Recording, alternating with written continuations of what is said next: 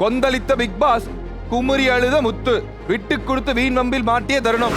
இரு முத்து இல்ல கொஞ்சம் இல்ல பாஸ் சாரி பாஸ் தெரியாம வேணாம் இல்ல முத்து கொஞ்சம் பிரேக் சிலர் பாவம் ஒரே முத்து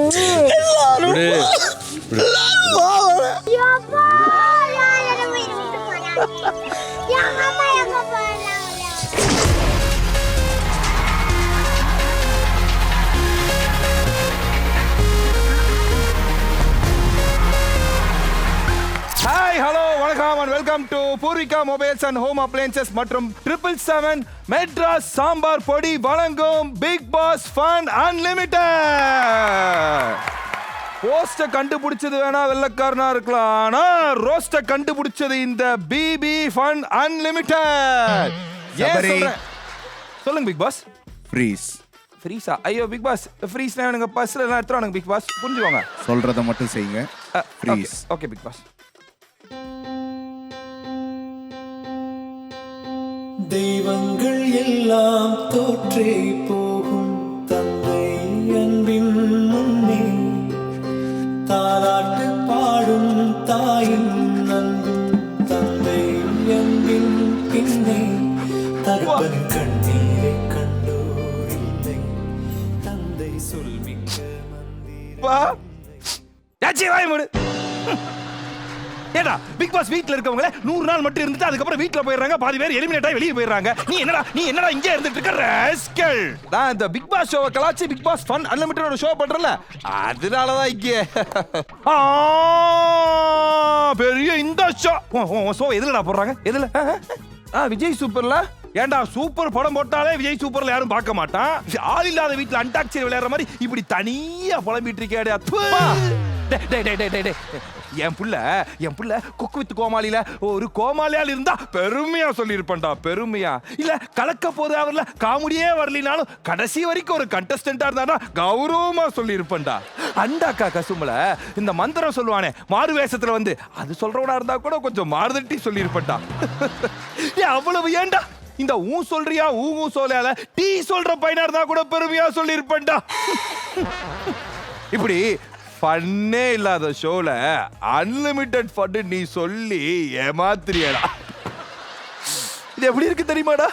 கிருணி பழம் சாப்பிட்டு கீர்த்தி சுரேஷ் கல்யாணம் போனவன் கீ இல்லாத ரூம்ல கடைசி வரைக்கும் உட்காந்து கிட்டார் வாசிச்ச மாதிரி தான்டா இருக்கு. நீ என்னப்பா வர என்ன மாதிரி பேச ஆரம்பிச்சிட்ட? அங்க உட்காந்து இருக்காடே ஆதி, அவதாடா உங்க பையனுக்குலாம் இது வரமாட்டிக்குது அங்கிள், நீங்களா இதை பேசி கொடுங்க அங்கிள் அப்படின்னு சொல்லி சொல்லி என்ன அசிங்கப்படுத்தினான்டா, அசிங்கப்படுத்த.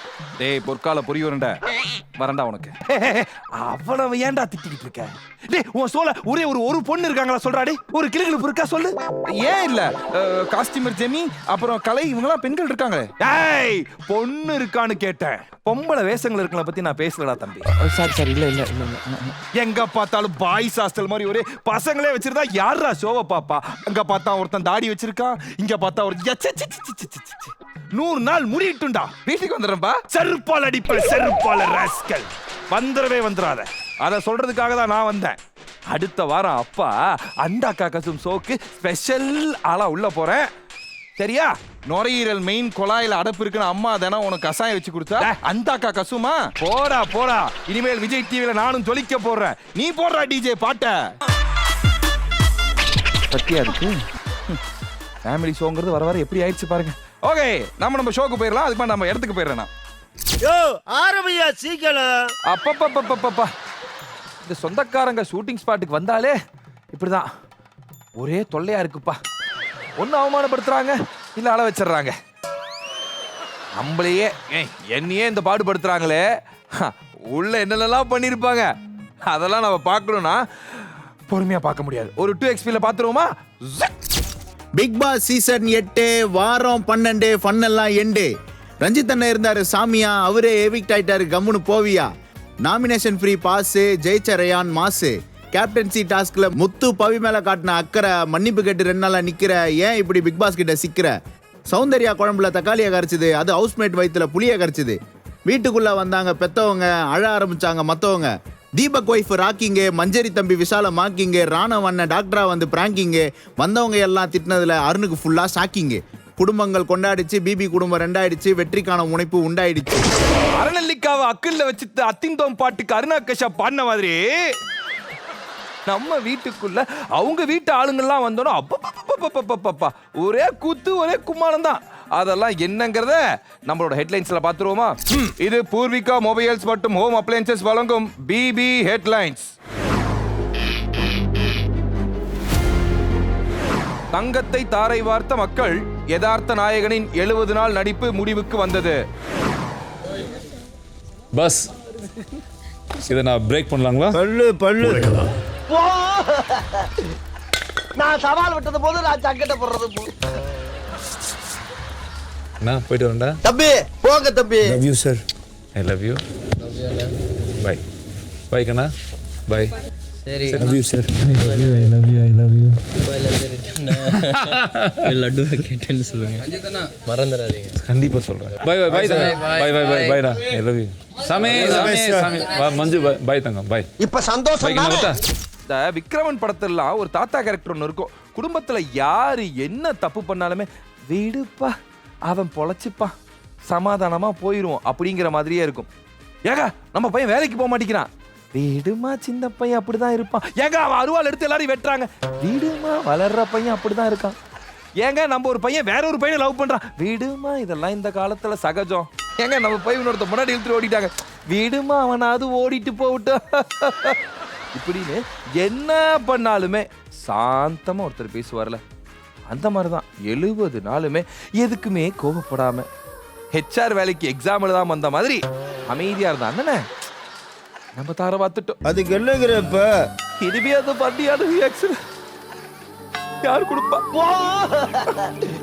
ஞாபகம் வருதே ஞாபகம் வருதே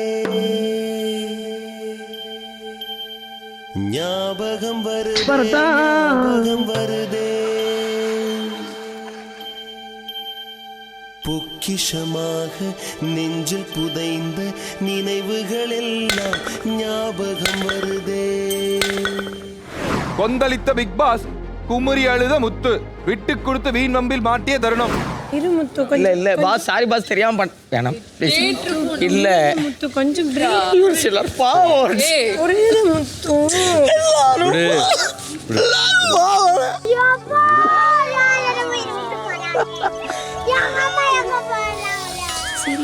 ஒன்றும் பண்ணல நானு. Nice girl. பா சாரி பாஸ் எல்லாரும் பாவம்.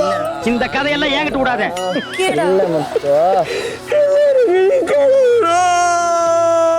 இவர் வாயை திறக்கிறத பார்த்தா கெஜலுக்கு வருவார் போல இருக்கு.